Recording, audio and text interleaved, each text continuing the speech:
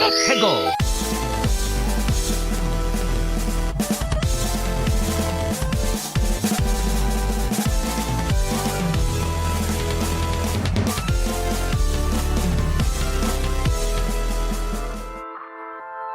Hello and welcome to another episode of Ferret 64 with me, your host, Yemmy the Ferret. Ferret 64 is the one-stop shop for video game news and occurrences, first impressions, reviews, and we take a look at what's coming soon, all in one place. That's why they call it the one-stop shop. No, I did not have to look that up in a dictionary or wherever you look those things up in. Definitely not a thesaurus. I do hope that everyone's having a good week here, a good weekend. And if you're not having a good one, I hope things get better. But hey, I mean, what have you guys been playing this week? Let me know in the comments below if you're on YouTube. Has it been Diablo? Final Fantasy? Brotato? I don't know. Let me know. But speaking of which, I will let you know what I've been playing this past week in the first part of this episode, which is what have I been playing this past week. First up on the list is, of course, Brotato. This is the Vampire Survivors inspired game. Now, I don't know if this is just like a 1.0 release, and Brotato has been around for a little while. I remember seeing it on Switch, on like a Nintendo Direct or something like that, or an Indie Direct. And I was like, oh, it's literally just Vampire Survivors, except you're a potato or whatever, right? And not exactly. I mean, it shares a lot with Vampire Survivors, but the one thing that Vampire Survivors doesn't have is guns. So, L for them.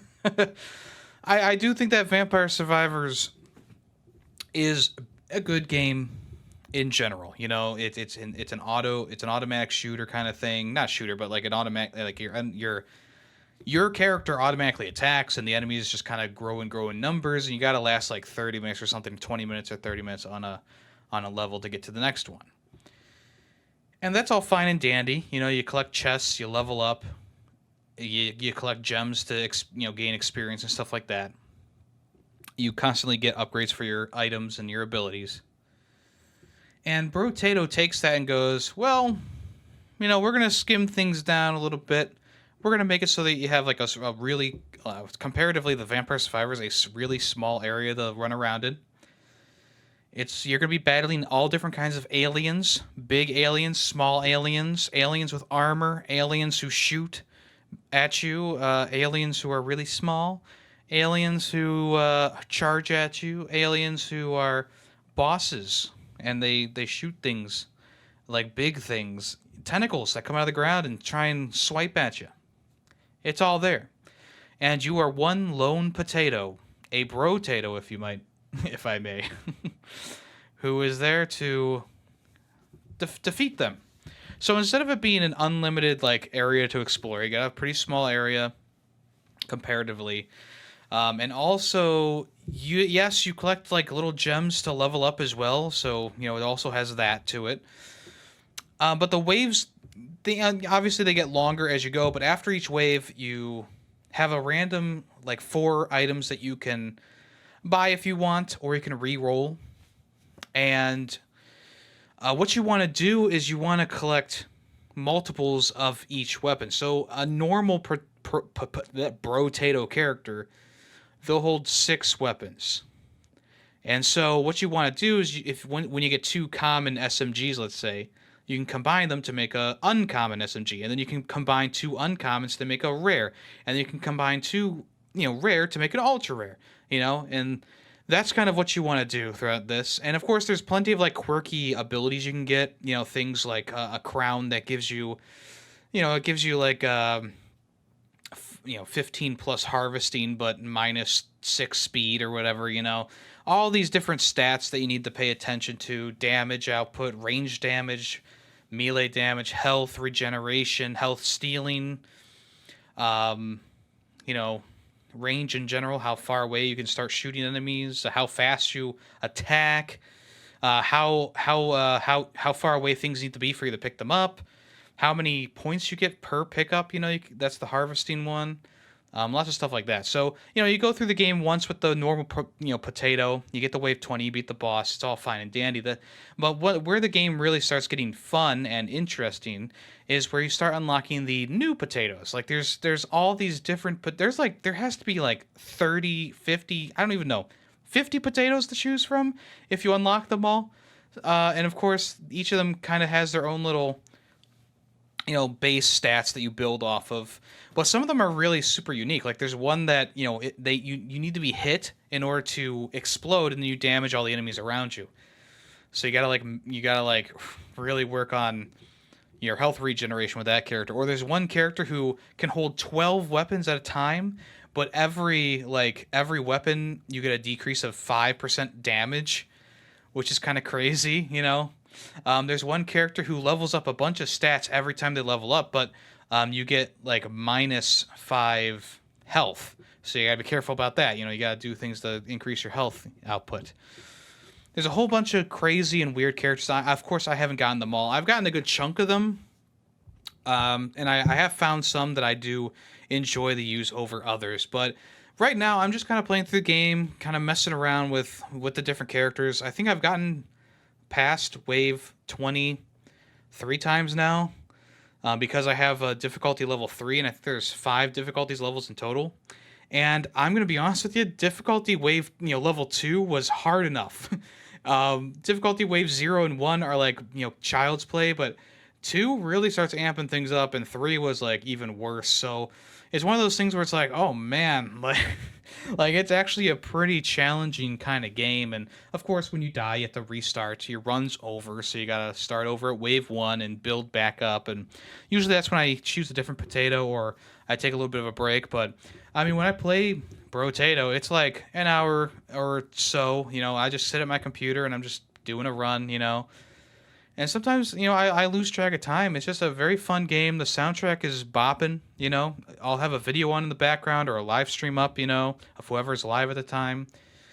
And it'll just be a chill time, playing Brotato, killing aliens and leveling up and restarting and getting back into it. I think with the higher difficulty levels, they needed to make the map a little bit bigger because there's just such a large amount of enemies that they spawn, And it's one of those things like even if I have like the best weapons and the best attack speed and the most health, I've been getting overwhelmed really easily, especially on difficulty level 3.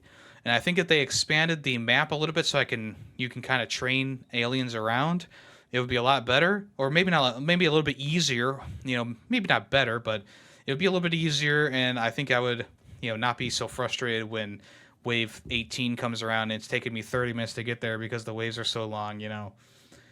But that's besides the point. I'm really having a good time with it. I think it's really worth playing. Is it going to be this year's indie darling? No, I don't think so, but it is a fairly good little game, time waster game.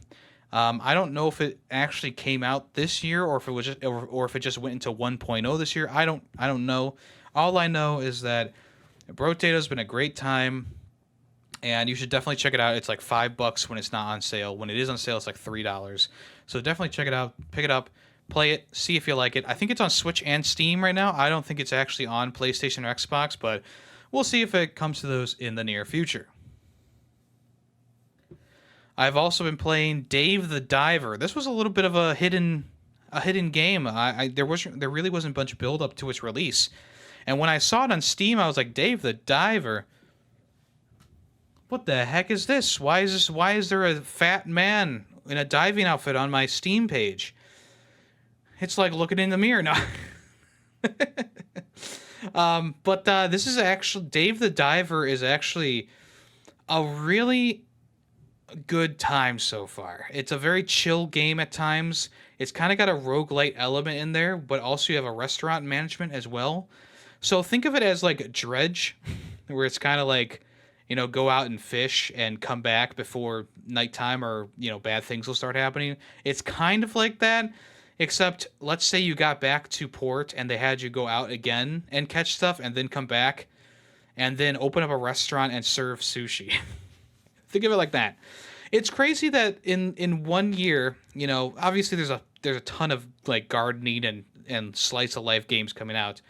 But it's also pretty interesting that there's been two really good indie fishing games with roguelite stuff in there and management stuff in there in the same year.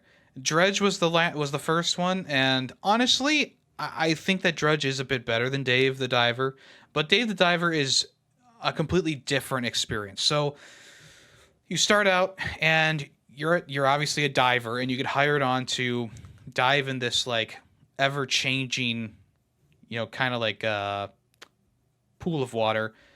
And essentially, it goes down really deep, and there's tons of fish in there. And like I said, it's ever changing. So every time you go in there once in the morning, and then you go in there once in the afternoon to collect fish. And then at night, your restaurant opens. You help out at the restaurant by serving food. So there's a sushi chef who makes the people's orders, and you bring them the food. You pour them tea, stuff like that. And you get to decide what the menu is. You can upgrade food, make it more expensive. You can hire on staff eventually as you keep going. You can upgrade the place to look better. And you also have like this Instagram profile. It's not called Instagram, I think it's called Cookstar profile, where people post and you can see how people are liking things. So if people are posting more about the blue-tailed fish, you can catch more of those and put them out the next day, and people will probably buy those. It's pretty cool. You gotta keep, you gotta take care and make sure you have enough food for the people, and put the most expensive stuff on the menu so you can make the most money. You gotta impress food critics, and you can start making more and more high cost dishes as you get more fish, level up your Cookstar rating and stuff like that. And of course you have to buy new gear for your diving equipment to go deeper. There's like multiple storylines going on, lots of side missions to do while you're in the trench, or whatever you want to call it, the pool. From saving dolphins to collecting seashells for a college student to collecting artifacts for an archaeologist to collecting computer parts for your boss to fix his drone.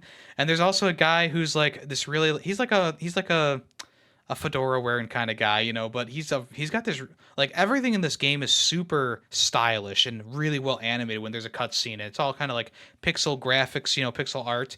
So like when you upgrade a dish for the first time, like there's this really nice almost anime style little what do you call, montage of the chef like cooking the dish and getting all, doing all the ingredients and stuff like that. Really, really cool.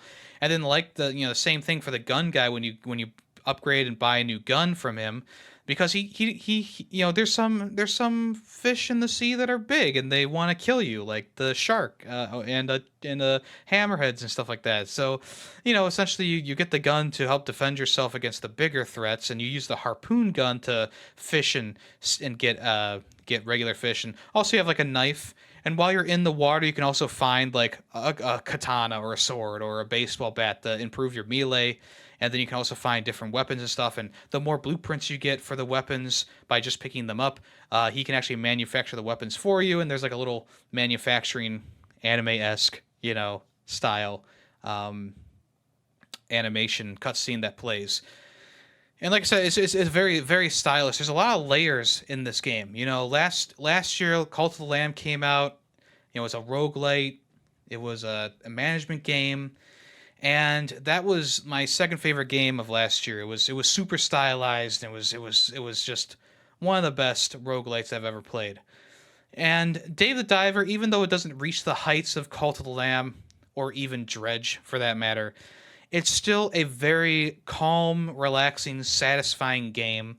And yeah, if you do run out of oxygen, it's not like Dave dies, but you lose all your fish that you caught for the day. And if that happens in the afternoon and in the morning, you're kind of screwed for the nighttime, service, And there's a lot of different layers though. Like there's a whole bunch of stuff going on. There's tons of apps that you download on your phone, and you can, improve stuff in the game. And it's a very good game. If you haven't checked it out, Dave the Diver, definitely a thumbs up for me right now.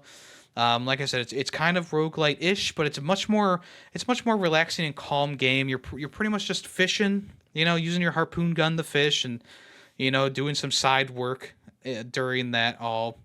And then also, the whole like management side of things is pretty good too, where you're just serving food, hiring employees, and pouring drinks and helping out in the kitchen. So it's a very, I would say it's a very relaxing and calm game. You shouldn't get angry at it, but I can see where people could get angry at it because of because it is still a roguelite at the end of the day. But yeah, very good. I can't wait to play more of it, see how it goes. And I'll update you guys if anything new pops up for that. All right. Final Fantasy 16. Of course, I've been playing more of this, and I was going to when the weekend came around, I was like, oh man, I'm gonna go into this podcast and I'm gonna say that Final Fantasy 16 has been boring me, and I haven't played too much more because every time I play, it's like a really long cutscene. But I finally got to a part where it's pretty much straight gameplay for hours and a few cutscenes here or there. And I gotta say, it's pulled me right back in. It was starting to lose me a little bit there for a second just because it was just so much of just watching cutscenes and I got bored of that. But this whole section, I don't want to spoil anything, but there's this whole section where you like attack this castle in the forest, and it was just such a long but fun process. I mean, obviously, there's a lot that I can't say, and I wish I could say, but I don't want to spoil anything because who knows where everyone's at. But I will say that point in the game, I was kind of struggling, and then that whole section happened, and I was like, all right, you got me, you got me back, you reeled me back in. I will say my complaint still stands that there's just too much going on the screen. There's a lot of visual mumbo jumbo. I call it visual garbage, but I feel like that's a little bit too harsh. But it is a lot of visual mumbo jumbo. A lot, during combat sections, there's numbers flying everywhere. There's lighting effects and particle effects happening constantly. There's like 5 different things that pop up on the screen to show you how many vials you have, what your dog can do, what attack and moves you're on, moveset you're on, your health and your experience points, and it's like, okay, all right, I get it. There's a lot going on, and I think there are ways to limit the HUD, which the HUD is too helpful for when you're in combat. So I'm not going to turn it off anytime soon, but I will say it could have done with a bit of a less chaotic manner for the screen. That's all I'll say there. Cutscenes are still long though, so you're going to be spending a lot of time, chilling out, watching a cutscene. And a lot, like I said, the animations, the graphics is all incredible in this game, and that does make for a really a pleasing to the eye cutscene. But when it's just going on, and then there's a little tiny gameplay segment, and then you go into the next part, it does get a bit draining on me personally, because I kind of need more action. I'm kind of an action kind of guy, which is why I've been playing Crash Team Rumble, which unfortunately I feel like is going to start losing players rapidly. I mean, I love the game, and I think that I would give it a thumbs up and say try it out, but I can't tell you that truly buy it for the price that it's at right now, especially because I feel like the player base is already dwindling too much, which is unfortunate because I really enjoyed the game. I was really enjoying it when I was playing it, so what you gonna do? But anyway, Final Fantasy 16 got me back, folks. I thought I was gonna come into this a bit more negative, but I am back and positive and really enjoying it once again. There you go. And the last new-ish game I want to talk about today is the Password game. Now, this is kind of like a meme game, right? It's a browser-based game, and it's kind of like it's kind of a troll game, I want to say. It's kind of they do a little bit of trolling. So there's a ton of different like rules you need to follow for password creation. It starts out pretty basic. Your password needs to be 5 letters long. Then rule 2 is it needs to have a number. Oh, it needs to have a special character. Oh, and then it gets kind of goofy. You need to all your numbers in there need to add up to 25. And then they're like, oh, now there needs to be at least 2 Roman numerals. And later on, your Roman numerals need to add up to 35. And then there's like, oh, now you need to input, 2 elements from the periodic table. And their atomic numbers need to add up to 500, It's like, okay. And then later on, it pulls up like Google Maps. And it's like, hey, tell me, in their password, you need to type in what country this is. So you have to figure out what country it is. And, later on there's like, oh, what's the best move in chess for these pieces, and that kind of stumped me for quite some time. And then when the timed stuff started coming in play, that's what really got me in trouble. So essentially, there's like this egg that hatches inside of your password, and you need to feed the bird 3 worms every minute. And if the worms run out, then the bird dies and you lose entirely. So you can't just like pick up and restart from where you're at. And that's it's gotten to be a little bit too much. And obviously, people have made it much farther, and some people have actually beaten the game. I know it's much more difficult on phone because you got to be really quick with like there's like a fire that happens on your password. So like a bunch of your letters get deleted by fire, and you need to actually backspace to put the fire out, which is kind of crazy. So on phone, that can really destroy stuff for sure. But yeah, it's just a really goofy game. The password game, you can search it up on a browser and just kind of check it out. I would suggest browser because the phone version is probably much more difficult to get around with. But yeah, it's just a really goofy kind of trolly kind of game, I mean, I guess I would recommend just at least checking it out. At least check it out, get as far as you can, and let me know how far you get. And you can check it out at neil.fun/password-game.com. Not .com, but just password-game. You can check it out there. I got stuck at Rule 24 and couldn't continue after that. But let me know how far you get. I'm very curious. It's pretty fun, though. It's pretty fun. And then for games we've been streaming, as you know, we've been doing the June Plus competition. And essentially, we've extended it into July. So now it's July Plus. Happy July. Happy Canada Day if you celebrate. And also happy 4th of July. That's also right around the corner as well. And the most recent game that we finished was Strider, which is a 2D action Metroidvania game. And right now we're currently playing Darksiders 2, which I'm thinking is going to take about 5 or so streams. So we'll probably be playing that up until next week. Or at least the end of this coming week. But anyway, Strider. This is actually a pretty fun game, pretty good game. It's a hack and slash Metroidvania. I feel like they didn't dive hard enough into the Metroidvania element because you get like your abilities and hardly like, it like most games like, let's take like one of my favorite Metroidvanias, Fist, Forza, and Shadow Torch. You get the ability to open up orange doors, and then you have completely new sections to go through and new things to discover. And then you get like the thing to open up red doors, and then you get the thing to open up blue doors, and then you get like a grappling hook and blah blah blah blah blah, right? In Strider, you got the thing to open orange doors, and then you immediately got the thing to open red doors, and you immediately got the thing to open purple doors. So it made for a very quick Metroidvania playthrough. There wasn't much exploration to be had other than like finding some of the more obscure health and stat upgrades. I got through the game without a full health bar or a full energy bar, so it's definitely not paramount to collect all the stuff in there. But in general, I thought that it was a pretty fun game. Take out the Metroidvania element, and it's probably goes up a score for me just because then I don't, then I'm not comparing it to other Metroidvanias. But with the Metroidvania element in there, it does kind of sink it a little bit lower because I think as a Metroidvania, it's a bit lower. As a hack and slash, 2D hack and slash, kind of adventure game, I would rate it kind of high because it is a really fun hack and slash game. Lots of really interesting boss fights, lots of fun dialogue in there. Obviously, it's based off like a really old arcade game or our old game in general. So in the modern times, it definitely was a fun time. And if you haven't checked out Strider and you have it on PlayStation Plus, check it out. It's a quick, maybe like a 4-hour playthrough, 5-hour playthrough ish, and I would definitely check it out. It's pretty good. So there you go. All right, let's go ahead and move on to the next part of the show, which is what was announced at that game show. Annapurna showcase. It was like a 30-minute showcase full of announcements and stuff like that. First up was Lori Lee and the Laser Eyes. This is just another look at the next game coming from the people behind Sayonara Wild Hearts. Obviously, that game was really well received back in the day.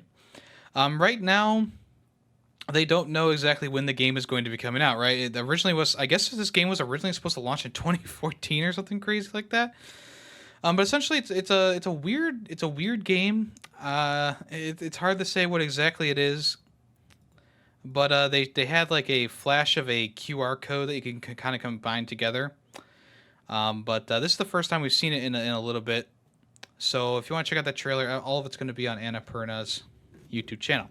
Next up was Cocoon, which got a release date for September 29th. This was kind of like a sleeper kind of game from the Summer Games Fest. Essentially, it's a game where it's made by the same person who was the lead designer of Inside and in Limbo, which is like really caught my eye. But essentially, in this game, it's like a top-down adventure game in like this weird world where you go from orb to orb. Essentially, when you get onto a specific platform, you go out and into, or you like jump up into another orb or another world inside of an orb. It's hard to explain, but it's really cool. Very, very sci-fi heavy, lots of cool visuals. Definitely check this out when it comes out September 29th. Lush Foil Photography Simulator is a camera game. That's pretty much what it is. Does it look better than oh god, I'm drawing a blank. How am I drawing a blank on this game? It was one of my favorites from, what was it, 2021? Oh jeez. Toem. It's probably not going to be better than Toem, honestly, because it is much more real. It's very realistic. It's obviously made in like on ultra settings and in Unreal Engine or something like that. But essentially, you pick up your camera, you take pictures. I'm not sure what else you do though. They didn't really show anything other than that. You know, I don't know if there's like a story or anything like that going along with it. But it seems like a very detailed picture-taking game. So if you want to check this out, I believe this is coming out sometime in 2024. I believe. Well, I guess it's coming soon to PC and Steam. From the maker of Katamari and Katamari Damacy, of course, To a T, spelled T-O, capital A, capital T, To a T. So this is a game where you play as like this kid who is stuck in a T pose, and they have to work around their life in the T pose and have, you know, like their dog help them do stuff. People are trying to be as positive as they can, you know. You know, you're the perfect shape for what? I don't know. Flying, you can twirl around real fast and fly and stuff like that. But yeah, it looks very, very fun. It looks very interesting. It looks kind of quirky, kind of funny. There's like a giraffe in the game that talks to you, but then your dog is like normal, so it's kind of weird in that way. But I mean, a lot of Katamari games are weird, so you know, it's par for the course. But yeah, it looks like it's going to be a pretty fun adventure game. I'm not sure when it's going to be coming out. I'm going to guess it's going to come out next year. But yeah, we'll see how it is. We'll see what it's all about. A game called Flock was shown off. This is a game kind of reminds me of Flower almost, where you kind of glide around an environment and you pick up or you interact with different various animals and they join your flock. And it's a co-op game, I suppose, where you can kind of chill out with friends if you want to, collecting different animals to bring to your flock and fly around with them. It's very minimalistic art style, but it's a pretty chill game. It looks like the gameplay demo was marred with the people pretending to play the game and acting surprised and acting like they're doing stuff when they're not actually. Which is really annoying and can be cringe at times. But if you ignore that, the game looks kind of interesting. So check out that trailer if you want to. Flock. Ghost Bike. This is coming from the same people who did Nidhogg. Nidhogg? Yeah, Nidhogg.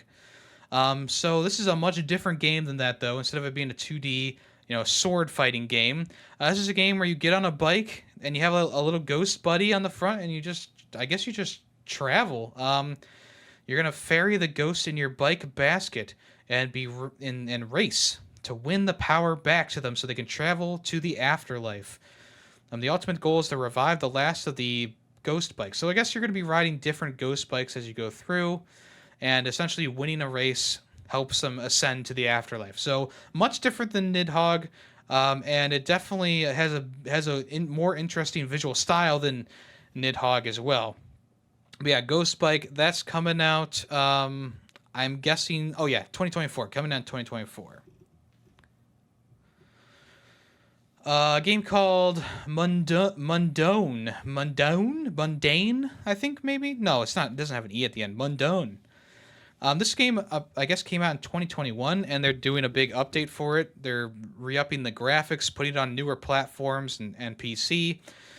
So I guess this is just it's just a step up from the way that it used to look. It's a very interesting game. It's monochrome, so it's a lot of black and white, kind of landscapes. It looks like it's a bit of a horror game as well. So yeah, if you want to check this out, it's available now on the newer platforms. Looks kind of creepy. A game called Bounty Star is coming around, I believe, next year, they said. This is a game where you are playing as like a retired military person who becomes a bounty hunter in a post-apocalyptic world. And so you upgrade and do stuff to your mech by grabbing scraps off of destroyed mechs and planting and farming to get upgrades for your character. And yeah, I mean, it looks like a third-person action kind of game in a mech suit. Looks kind of cool. The graphics, not my favorite thing in the world, but it works for the game, I suppose.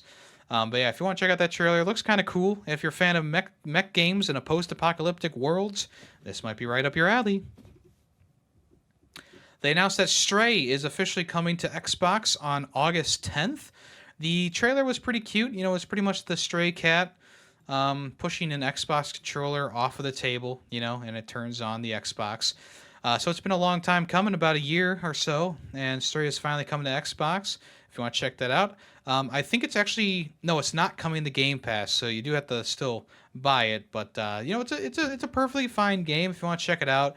I think it got a bit more praise than I was expecting. At the end of the day, the Game Awards had awards for it all over the place, or nominations for it, and I was just like, yeah, but is it better than the other indie games that came out this year or last year? I don't think so, but it's still, I mean, it's a good game. All things considered, great soundtrack, great graphics, fun story, fun gameplay. So there you go. A game called Thirsty Suitors has gotten a November 2nd release date. This is a game where it's kind of like Scott Pilgrim versus the World, except your parents are involved in a way. So you have to, the game touts like disappoint your parents and reconcile with your exes. So essentially, I guess it's like a skating game, but there's a lot of mini games in there as well for like cooking and stuff like that. You essentially fight these 5 exes, or you can flirt with them, I guess. It's a very stylish game, very interesting game. It looks like there's a lot going on. So if you want to check this out, it's come November 2nd to all platforms pretty much. Storyteller, the kind of lackluster game that I talked about earlier this year, that is coming to Netflix, along with some new scenarios in the mix, including new characters like the Devil. Woo! My favorite. So yeah, just essentially, they just added a bunch of new stuff in there, new scenarios, new characters and stuff like that. So if you want to check that out, it's coming to Netflix. I guess it's perfectly made for Netflix. It's a very simple game. And finally, for the showcase, probably the biggest reveal was Blade Runner 2033 Labyrinth, which is actually the first game that Annapurna has developed themselves. They're in studio, in-house, I should say. And, if you've seen the Blade Runner series, you kind of know what it is. It's a dystopian sci-fi world, starring Harrison Ford and a bunch of other actors and stuff as well. And essentially, in this game, it looks like you're coming back to do to solve a detective case after retiring. They coax you to come back, I suppose. And what you do is you look through this viewfinder and you see the different crime scenes and stuff like that, investigate yourself through like this virtual reality or something like that. So looks kind of interesting. I'm guessing it's going to kind of be like maybe like a bit of a inspired by Her Story or something like that. But yeah, it seems like it's going to be kind of interesting. I don't know when this is coming out. I think it's coming out next year or so, I think. coming to PC and console, but they did not give a release date, so that's okay. Yeah, but that's coming soon. Very good. All right, folks, let's go ahead and move on to the next part of the show, which is what's in the news. Daedalic Entertainment has ceased all development inside of their studio, and now they are focusing solely on publishing. Now, one game should not take down an entire studio, let's be honest. But if there was one game to take down a studio, it was probably going to be Lord of the Rings Gollum. As I stated back when I talked about Gollum, half the game was abysmal, the other half of the game was at least interesting enough to keep me going. The graphics got a little bit better in the second half because you move from the drab world of Mordor to the luscious world of Mirkwood. But the story and the glitches and the frame rate drops and the voice acting and almost everything else really still kept the game down, in my opinion. And what I mentioned a few episodes ago now, I think, I don't remember exactly how many, but I was talking about Gollum again, and I mentioned that they are making another Lord of the Rings game. And what I speculated was that they rushed Gollum out at the end of it to start fully working on the Lord of the Rings game, the next one in the that they were making. Obviously, they probably had loftier goals for it. They got funding by the German government to work on Gollum, and they were probably hoping to get more funding before the government realized that the game was bad. I'm guessing. So essentially, what's happened is, I believe the Lord of the Rings license. I guess maybe it cost them too much money, so they had to cease development from the studio. And essentially what has happened is all projects internally are being shut down. So, the new Lord of the Rings game and stuff like that, it's all being shut down. 25 employees were laid off, unfortunately. And Daedalic says that they will support their employees to find, they're going to help them find new work and opportunities within the network.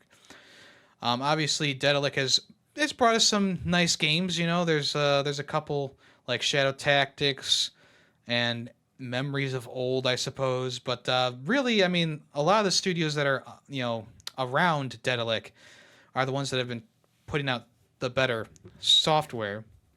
And becoming a publisher is going to cost them less money in the long run, and it's going to also probably make people, people are going to slowly forget about Gollum and maybe they'll come back. So I don't know if the Lord of the Rings license was revoked because of how poor the reception of Gollum was. It seems likely to me, but there has been no confirmation for that. And I think it's just really funny that they pushed out this Gollum game. It probably should have been canceled back when, people were kind of worried about it back like 3 years ago and originally was supposed to release. And they released that trailer at the, I think it was at the Game Awards. I don't remember exactly, but people were like, wow, this looks bad. And I was like, back then I was like, oh, it's kind of like a watercolor kind of style. I think it could work. And a lot of the stuff that they were kind of showing off was never actually implemented into the game. So that also tells me like, yeah, it was definitely rush, get this thing out so we can work on the Lord of the Rings project that we actually want to make, or the one that is going to be better, whatever. So it's a real Game of Thrones type thing where they pushed and put out a crappy product and then they got pulled off of the next project that they were going to do because they showed that they were not competent enough to take on a big IP like this. And honestly, Daedalic should never have had the Lord of the Rings IP in their hands. Maybe put this Gollum game into the hands of a bigger studio, maybe not an indie studio, but someone who, a studio that has more development people to work on it, more time, more resources, etc. Maybe this Gollum game is actually good. Maybe it could still be boring, but at least it could run well, and maybe the story is a little bit better. I don't know.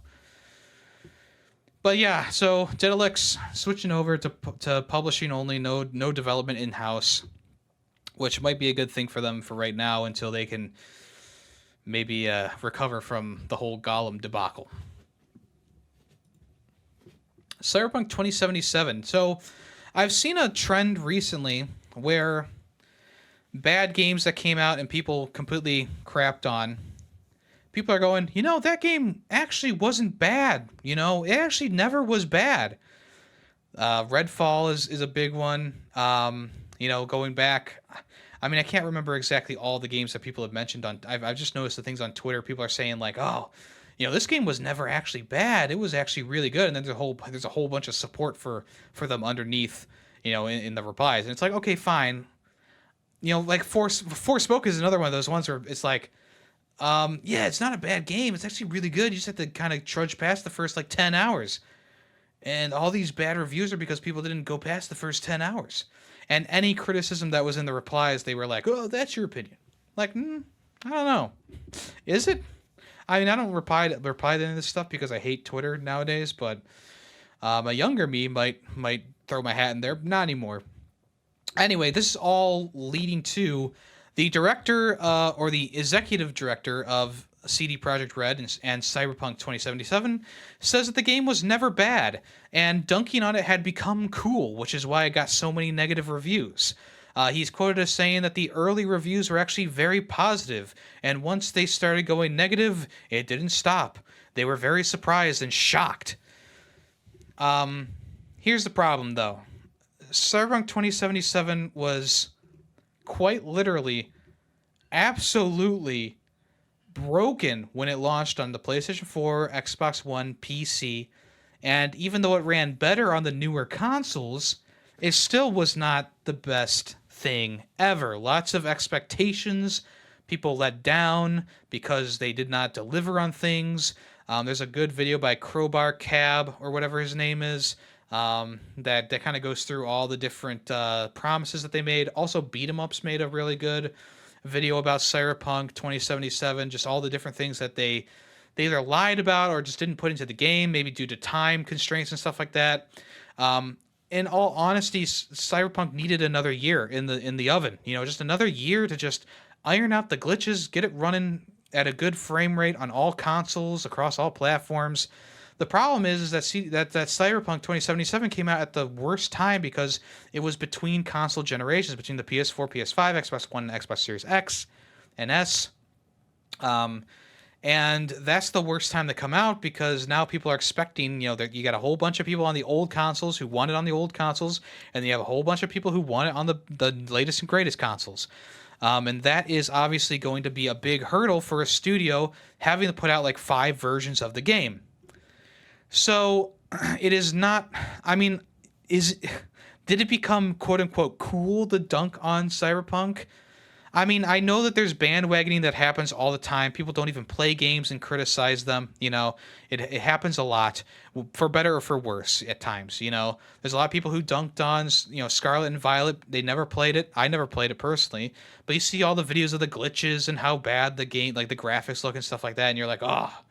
And then a lot of people, like me personally, I wouldn't go online and start, talking about it like I've played it.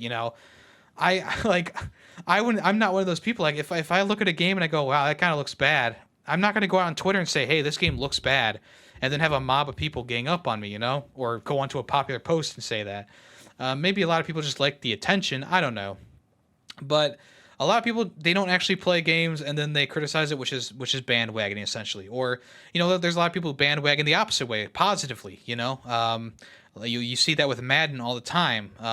People who just enjoy football go, "Oh, but this is a great game. It's a great game," and you look at it and go, objectively, this is not good.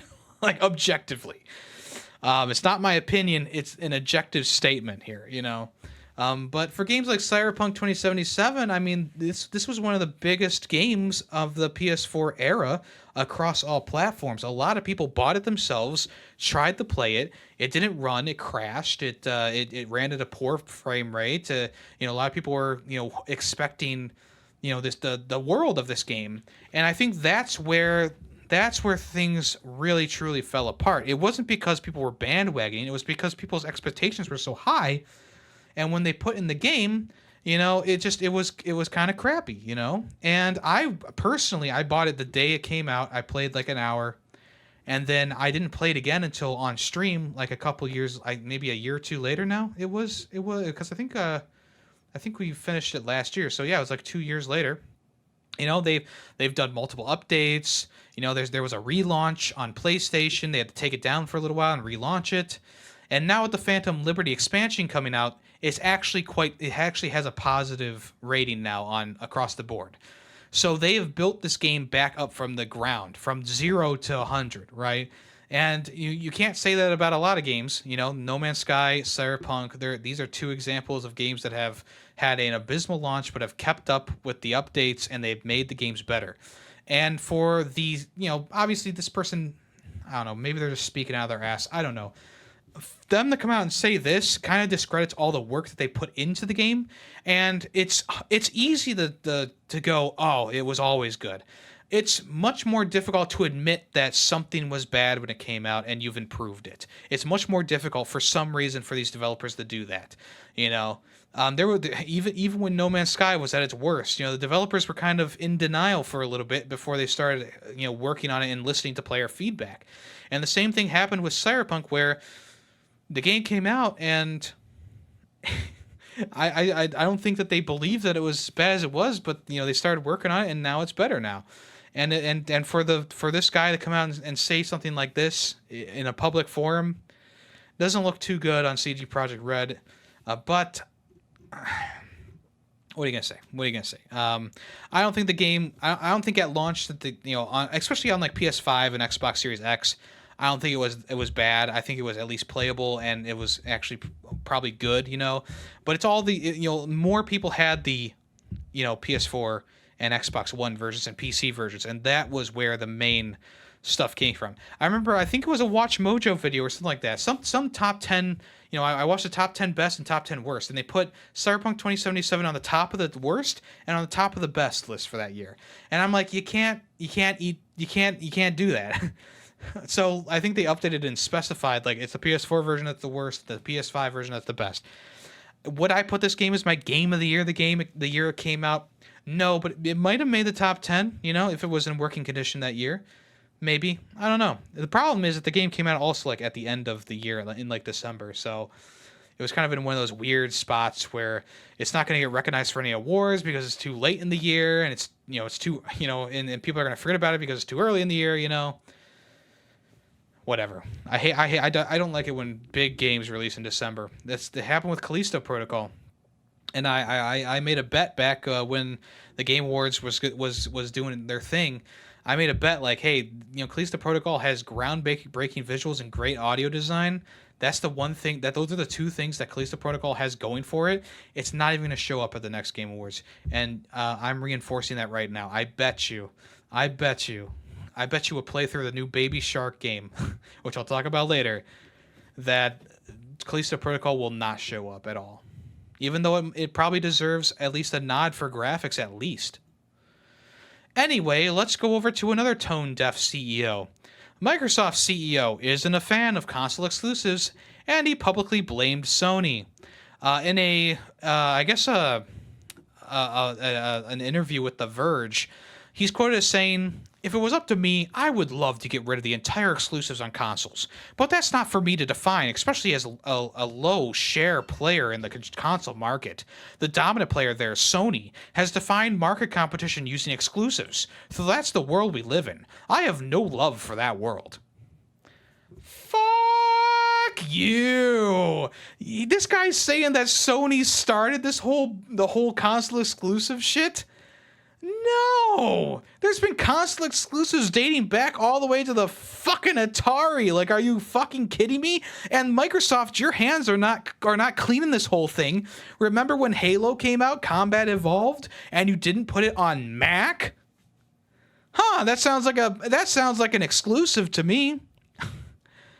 God damn, and Nintendo's console is completely, like, pretty much all of Nintendo's AAA games, if not all of them, are console exclusives to the Switch and Nintendo products. Where's the shade at them? No, they're just singling out Sony here. Sony, who has put out their games on PC now, which they never would do in the past. They've been putting their games out on PC. But here's Microsoft going, woe is me.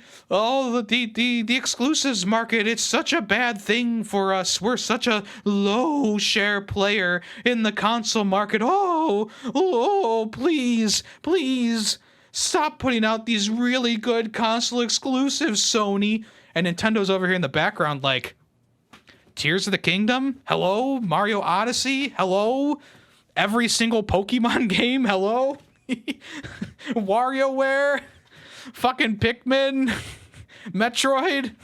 You know, Donkey Kong, Tropical Freeze, Wii Sports. You know, like all these games that are legitimately console exclusive, dating all the way back to like some of the first fucking consoles, you know? And yet this guy, this tone deaf CEO says that Sony is the blame. Sony's the problem. They're doing exclusives. It's Sony. And then they're joining right into it, you know? Halo Infinite was exclusive to Xbox. Starfield's going to be exclusive to Xbox and PC. But PC is, you know, it's a Microsoft thing, so it's not. It's still in house, you know. They said that the Elder Scrolls 6 is going to be exclusive, you know. There's a whole bunch of games that are exclusive to Microsoft now. The problem is that games like Redfall and, you know, Xbox in-house games like Planet of Lana, like, yeah, Planet of Lana is good. I already talked about that, but they're not system sellers. No one's buying an Xbox for Redfall. You know, people will be buying an Xbox for Starfield. I can guarantee that. But now you're raising the prices on Xbox and stuff like that, so it's like whatever. But anyway, you know, they have not been selling console sellers. You know, Forza isn't a console seller. You know, I don't think Gears 5 was a console seller. I bought an Xbox for Gears 4 and that stunk, so I didn't buy a console for Gears 5. And by that time, they put it on PC. I've already told this story, but anyway. So, you know, this all leads into the next article here, which is Canada has actually joined the UK and US questioning Microsoft Activision's Blizzard's buyout.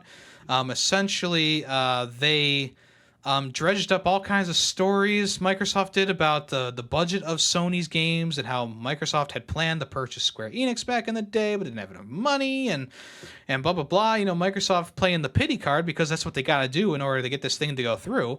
And now Canada has declared disapproval of the merger as well. As reported by Game Developer, which is, I guess, a news source, the Canada Competition Bureau has reacted to the memorandum from Microsoft that stated every single worldwide regulator, excluding the FTC and the UK's CMA, approved the acquisition.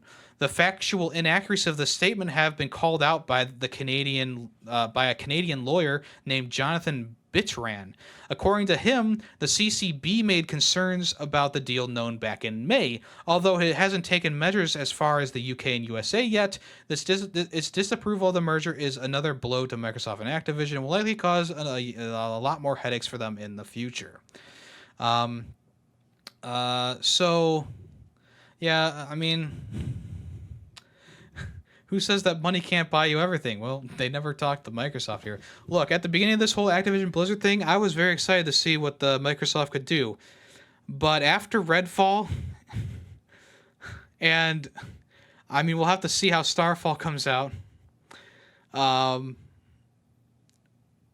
don't know. I don't know anymore. Like, honestly, I want to say fuck it and say just block it and have Activision Blizzard stay themselves, you know, shitty leaders, CEOs and all. But you know, when Microsoft talks about the restructuring and how they want to bring series back, like Crash Bandicoot and Guitar Hero and stuff like that, you get excited.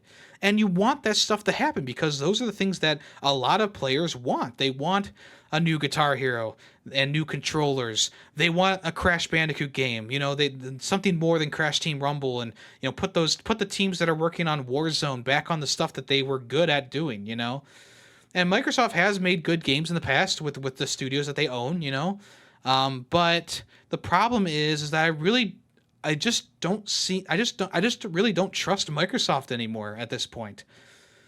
And now that all this stuff is coming up during all these trials and stuff, maybe not trials, but hearings, it just kind of makes them look even worse at this point, especially with the CEO. I mean, obviously the CEO doesn't know, you know, he's just talking, you know.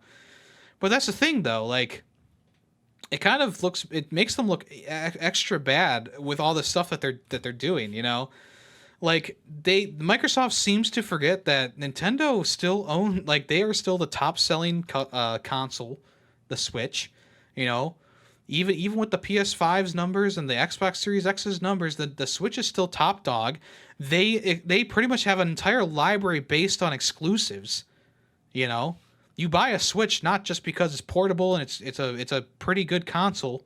You know, you buy it for the Mario games, the Pokemon games, the Zelda games, the Metroid games, the Pikmin games, the, insert Nintendo property here, And you can say the same thing about PlayStation. You buy it for God of War, you buy it for Horizon, you buy it for Sackboy for whatever reason. You buy it for Ratchet and Clank. You buy it for the games that are coming in the future, like Marvel's Spider-Man 2 and et cetera, et cetera, et cetera. Microsoft doesn't have that. They don't have that, to me personally. What do they have? Halo Infinite, pretty lackluster game. I know it made my top 15, but I reconsidered that recently after replaying it. I just don't think that it should have been there, And anything else that Microsoft has, it can all be played on PC, on Game Pass. So the problem occurs, like, I can just play most of these games on my PC. I can just buy a Series S, which is much less than a Series X, and just use that as a Game Pass machine. Not even worry about it, Nothing specific except for Xbox Game Pass has made me buy an Xbox game console. There was not one single game that I said, gotta get that for Xbox, right? And like I said before, Starfield is like the only game, Elder Scrolls is like the only game right now that I would say, yeah, I bet people are going to buy consoles for these games, especially if they don't have a high-end PC, So let me know what you think down in the comments below, or of course in the Discord. Shifting gears, Multiverses. They announced, I think earlier in the year, that they were going to be shutting down the game and taking it offline while they reworked some things, and obviously Multiverses was in beta mode back when it first released, and Multiverses was a really fun fighting game. I played around with it, a bunch. I thought it was in general a pretty good Smash clone, all things considered. Lots of fun characters in there, voice acting, the whole 9 yards.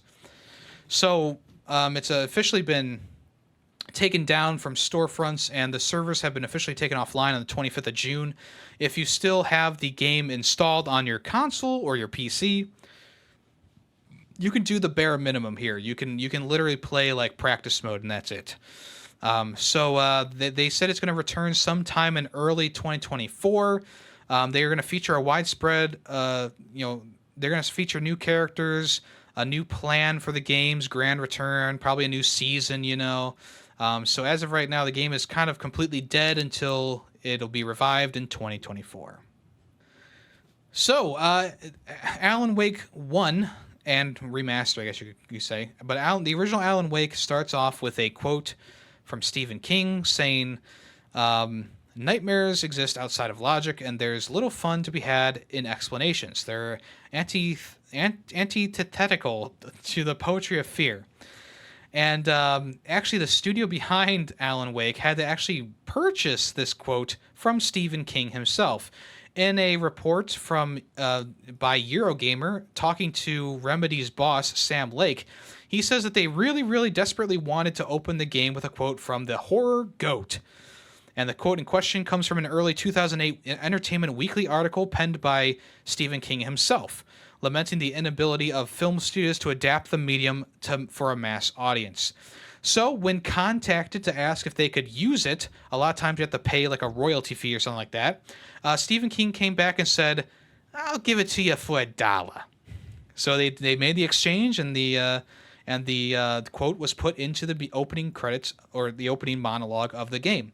And obviously Stephen King is a very successful author. 400 million books sold worldwide. He's been the author of many, many, many, many books.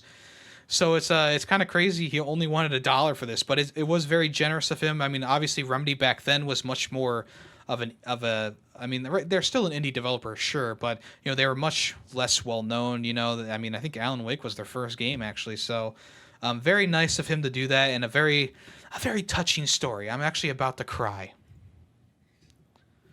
Limited Run Games is having a showcase featuring 20 plus new digital and physical announcements, and this will air on the 12th of July at 4 p.m. Eastern Time, 1 p.m. Pacific Time.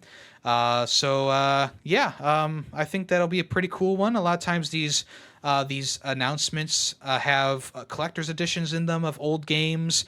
People are speculating that the Quake 2 remastered is going to be coming from limited run games, so maybe that'll be announced ahead of, or sometime around QuakeCon.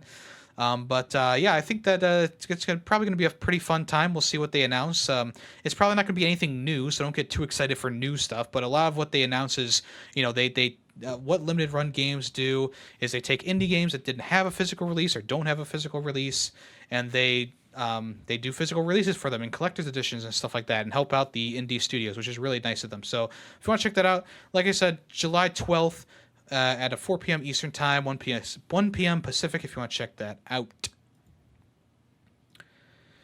Assassin's Creed 4 Black Flag is getting a remake. That's right. It's early in development right now. They recently just talked to Kotaku about it. Two unnamed sources talked about the Black Flag remake.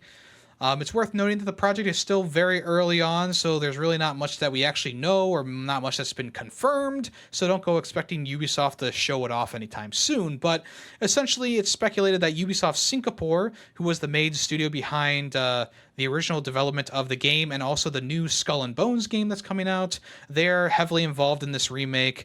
It is rumored remake. Which I guess definitely would make sense. Like I said, they had a major role in developing the original game with the ocean technology and the dynamic wave animations and boat bobbing physics. So it'll be interesting to see how the game will be remade. They said that they were doing more. What was the exact quote here? Hold on.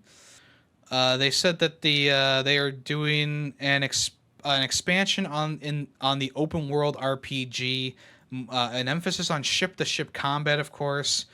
So it's like, yeah, but the original game had an emphasis on boat combat. The original game was a bit of an RPG. I guess not really though. It was more of a gear system. Upgrading your weapons and stuff like that. So to me, it seems like they're going to be bringing it to the more modern day Assassin's Creed games with the RPG elements, like numbers over the enemies' heads and stuff like that, which I don't like entirely. I'll have to see how I find it in Mirage, but as long as you can still one-hit stealth kill enemies with the running sword animation, I'll be fine. And as long as they don't screw up the ship combat too much, we'll see how Skull and Bones turns out. But yeah, like I said, this is a heavy rumor, so don't take it too seriously at the moment until we actually know or see something about this. But in general, like, Assassin's Creed Black Flag is already pretty widely available, through backwards compatibility, re-releases, PC port, etc.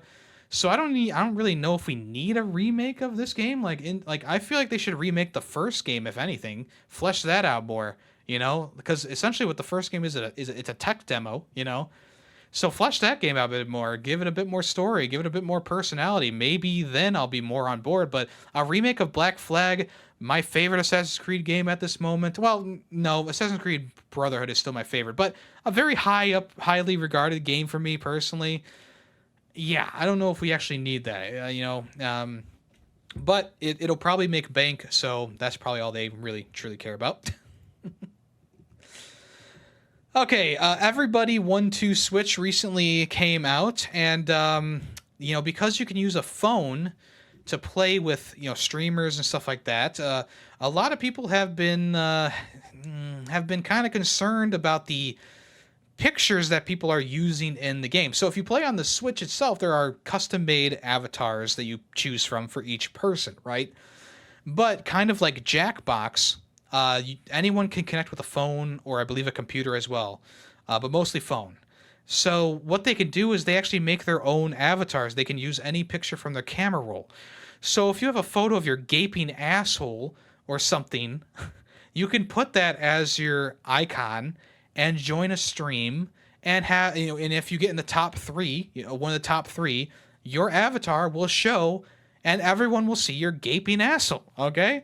So there is no form of filtering in place right now to take down or block offensive imagery. So someone could have a swastika Like I said, anything pornographic they could have, and if that shows up on Twitch or on YouTube or on whatever, not Kick, but whatever, um, you can get in trouble for that. So now people who are streaming the game, they have to actually physically go through and look at everyone's avatars before starting up. There are 99 players can connect though. If you're playing with other Switches, only 8 people can play at a time. But when you're going online, over 99 players can upload their own photos and play. So, yeah, Nintendo definitely, maybe not Nintendo, but whoever developed Everybody Want to Switch, and I know it was developed by Nintendo, but whoever was in charge of that, truly did not know that people would use this technology for such egregious things. It's all fun and games until someone's erect penis shows up on stream, and you're banned for a day. More Nintendo news. Nintendo has retired the Gulf War Game Boy, apparently. So in the I think it's in Nintendo New York City, Nintendo shop New York City, the New York City location. On display was the damaged Gulf War Game Boy, which was essentially firebombed and melted, but still ran. And the medic who had the Game Boy in his barracks brought it home with him, and they've been showing it off at the New York City Nintendo store for a very, very long time. So apparently the Game Boy has been retired from active duty. A person on Twitter asked one of the New York employees about it after not seeing it on display for a while, and they informed him that the famous handheld had been returned to Nintendo's headquarters in Redmond, Washington. So it's possible that's going to be put into like that museum that they have there for all the all the different consoles and stuff like that. It's possible that that's what they're doing. It still plays Tetris. I believe Tetris is kind of melted into the game or something, or into the Game Boy or something like that. But here's some background on it if you're interested. The console originally belonged to Dr. Stephen Scoggins, who was a medic that was deployed during Operation Desert Storm between 1990 and 1991. While the front of the Game Boy was completely burnt during the Gulf War, it could still turn on. After returning from the war, the Game Boy unit was displayed at the Nintendo New York City store as a testament of the system's durability. Nintendo gave Dr. Scoggins a replacement Game Boy as a special Desert Storm courtesy. So yeah, there you go. Yeah, I do hope that they put it into a museum. I really do. I really do. Because if they just kind of like, I really hope it just doesn't end up in the dumpster at Nintendo headquarters. You know what I'm saying?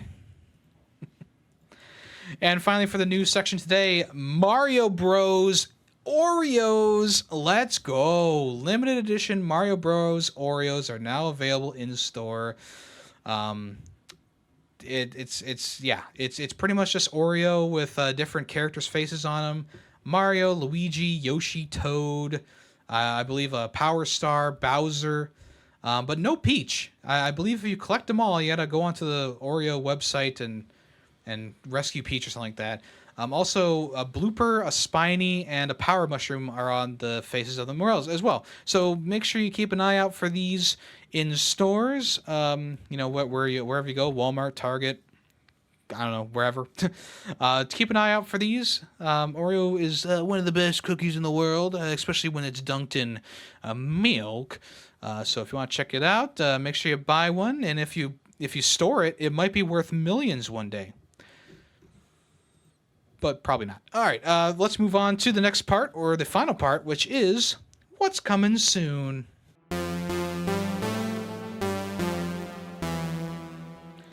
All right, first up, Scorn, which was a Xbox exclusive, is now coming over to PlayStation 5.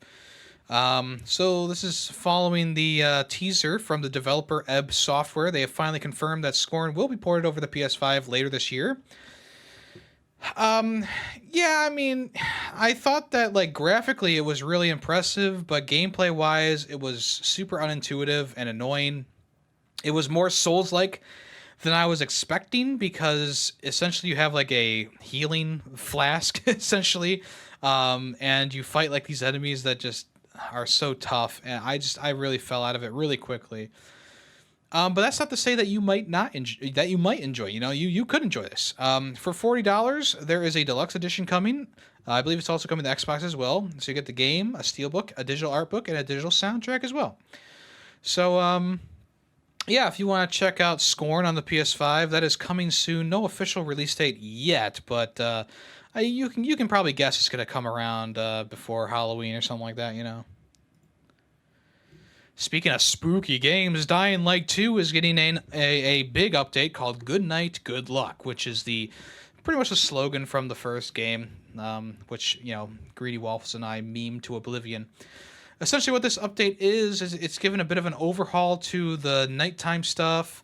You can make nights darker with shaders and make the graphics look better during the day with other shaders. The number of infected volatiles are more prevalent, so there's much more of them. They also said that they improved the parkour to make it easier to control yourself in the air and stuff like that. Better physics for parkour.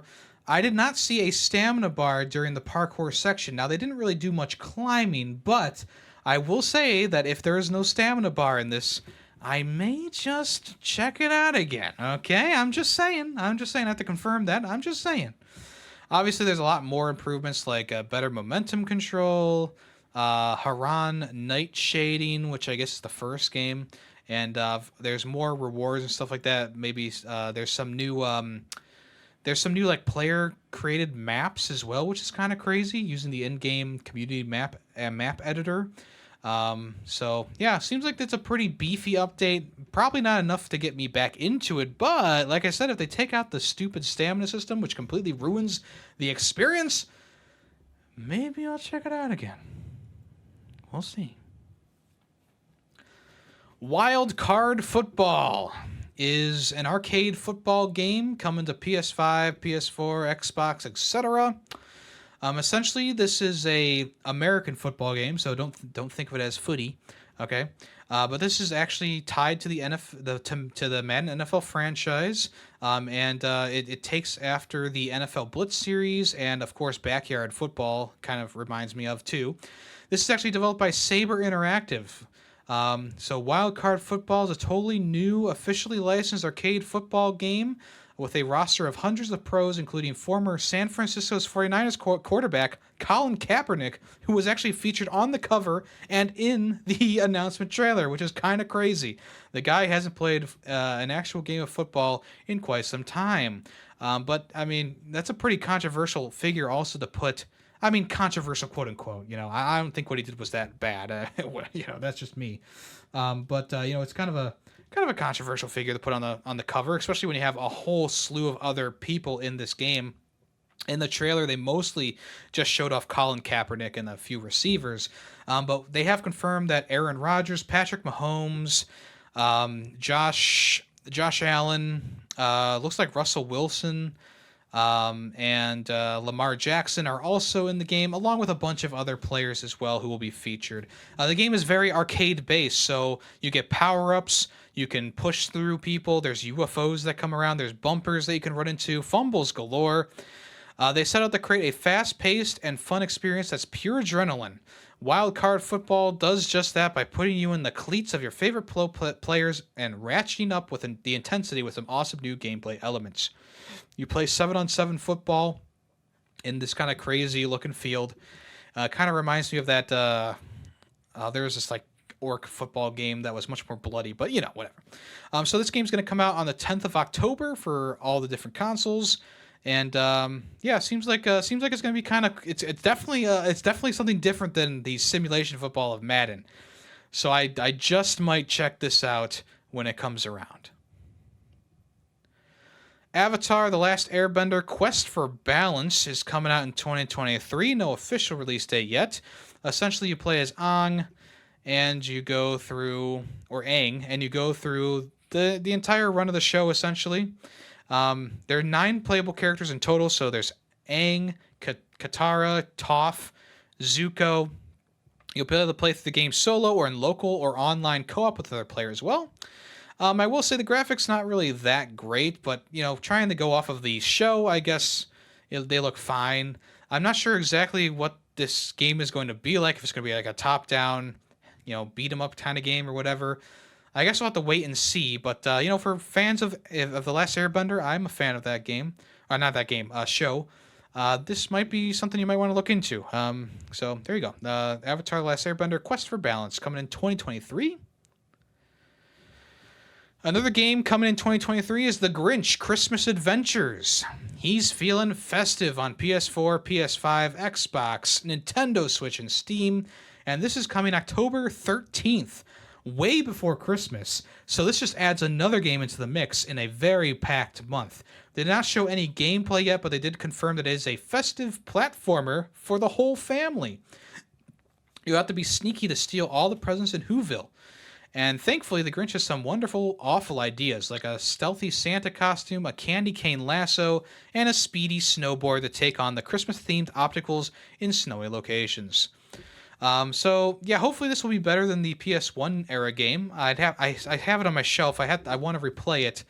I remember it being kind of janky. I also only played the demo, I believe, because there was a demo on the DVD of the Dr. Seuss's How the Grinch Stole Christmas with Jim Carrey. So I played like the demo, which is like 30 minutes of gameplay or something like that.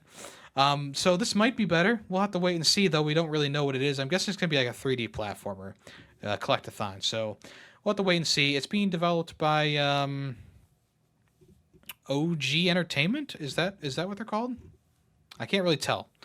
I think it's OG Entertainment. Anyway, it should be fine. I don't know. Speaking of games coming out this year, I have two more to talk about. The one is Baby Shark Sing and Swim Party, coming soon. I mentioned this a little earlier because it's a little meme, but essentially this is a rhythm-based game where you play as one of the several sharks, and you dance along by pressing buttons. It looks pretty slow and monotonous, but you also collect stars while adventuring to the next area, meet characters from the show and whatnot. I've never seen the show. I've not really looked into it. Tell me if I'm wrong, but is the Baby Shark song the only song that happens in the whole show? Baby Shark doo doo doo doo doo. Because that is literally the only song that played during this entire trailer. It's the only song I ever hear. Are they not creative enough to make more songs for these sharks? Like, come on. But this is coming later this year on the 15th of September. So there you go. Very, very, very interesting, I suppose. But yeah, very, very kid-friendly, of course. Kid-friendly. Is it more kid-friendly than Peppa Pig? Maybe. It might be even more basic than that. We'll see. Switching gears, though, Fort Solis officially has a release date now of August 22nd. This is the kind of like Dead Space meets Deliver Us the Moon kind of game where the main character is voiced by the one and only Troy Baker, of course. Roger Clark also voices a character opposite of Troy Baker. So there you go. But yeah, essentially this is like another one of those Dead Space type games. They didn't really show off too much gameplay, but the atmosphere looks really good in this game. They didn't really show off much, but I like what I saw back when the original trailer launched, and this trailer also looks pretty good. So we'll see. Fort Solis coming August 22nd. Wolong Fallen Dynasty's first expansion DLC is available today, called Battle of Zongyuan. So if you want to check that out, it looks like it adds a couple new weapons like Bear Fists, and then also adds a couple of new characters and bosses. It looks like a lot of new enemies too that actually look pretty formidable. So it looks like they've upped the difficulty in this game because the base game is relatively easy in my opinion. Yeah, if you want to check this out, it's available now, and you can play it now, today. 4 games are available for the Sega Genesis Mega Drive games on the Nintendo Switch Online's expansion pack service, and they are Ghouls and Ghosts, Crusader of Senti, Landstalker, and The Revenge of Shinobi. Revenge of the Shinobi is a 2D ninja game. You fight ninjas. Ghouls and Ghosts is, I believe, the follow-up to Ghosts and Goblins, or Gargoyle's Quest. Landstalker is a lighthearted treasure hunting game. It kind of reminds me of Zelda, the original Zeldas. And Crusader of Senti is another kind of Zelda RPG kind of game, action RPG kind of game. Kind of reminds me of the earlier Zelda games as well. So if you want to check those out, those are available right now on Nintendo's online service expansion pack. Here are your Xbox games with gold for July. From July 1st to the 31st, you can play Darkwood. I didn't like it, but I'm sure a lot of other people do. And between the 16th of July and August 15th, you can play a game called When the Past Was Around, which is a love story puzzle game, point-and-click adventure game. So if you want to check those out, they'll be available this month. PlayStation Plus games for July have been announced as well, and all these games will be making it onto the wheel once they are released, which should be pretty soon because Tuesday is this coming week. So Call of Duty Black Ops Cold War, Alan Wake Remastered, and Endling Extinction is Forever, all going to be available for PS5 and PS4, so you don't need to worry about that. This was actually leaked a couple days ahead of the announcement so the big reveal from PlayStation wasn't as grandiose. But 3 fairly good games. Alan Wake Remastered, great time to put that on the service because the new game's coming out. Endling Extinction is Forever. It's one of those 2D atmospheric games. It looked really good. Never got around to playing it or buying it, so it's a good thing. I didn't because now it's on PlayStation Plus. And Black Ops Cold War, even though I bought that back in the day on sale, I never played through the campaign, but I've heard actually good things about the campaign. So it does make me a bit interested. So this is actually a W month. Last month was kind of lackluster, but this month, pretty good month. So if you want to check those out, they'll be available the first Tuesday of July, which is the 4th of July. And finally for today, here are 10 games leaving the PlayStation Plus Extra and Premium tiers. They are Saints Row Gat Out of Hell, Stray, Rogue Stormers, Marvel's Avengers, BioShock 1, 2, and Infinite Remastered, Borderlands The Hamson Collection, Fluster Cluck, and Raiden 5 Director's Cut. Actually, some big games leaving here. Borderlands, BioShock, Saints Row, Stray, and of course Avengers is leaving because that game's shutting down completely. So yeah, kind of hard to see some of these go from the lineup, And Stray was one of those games, I believe it was like a day one on the service kind of game, right? So they must have been done with that. They were like, okay, we're releasing it on multiple platforms, so let's take it off of PlayStation Plus so people buy it. Money. Anyway, thank you so much for listening to this episode of the Ferris 64 podcast.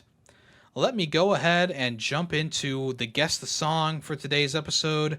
Of course, if you give me the song's name or relatively close to the name and the game is from, I'll give you a free super reaction on Discord. If you're on YouTube, I'll give you a heart and say good work. Okay?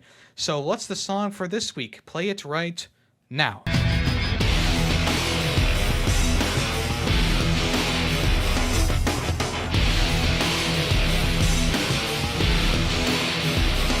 All right, if you know that song, let me know in the comments or in the Discord. All right, well, if you want to check out anything else that I do, not only do I stream on Twitch Monday, Tuesday, Thursday, and Saturdays. Right now we're playing Darksiders 2. I also run a podcast called Film Freaks with a Z, or I co-host it with a group of friends. The latest episode is about Rumble in the Bronx. If you want to check that out, that's available right now. Anything else I do is at Yemmy the Ferret, whether it be on Twitch, Twitter, not really TikTok, Instagram, not really Instagram. I don't do much on those platforms. It's all at Yemmy the Ferret if you want to follow me or check me out. And I hope to see you all at in the next episode. I'll tack at you next week. I'm out of here. Bye-bye. The Ferret 64 podcast is owned and edited by Yemmy the Ferret. The song Nightshade, used in the intro and outro, is owned by Adhesive Wombat. Small sound clips during the podcast were made by Yemmy the Ferret. News sources include NintendoLife.com, PushSquare.com, and PureXbox.com. All opinions video game related are my own. Thank you for listening.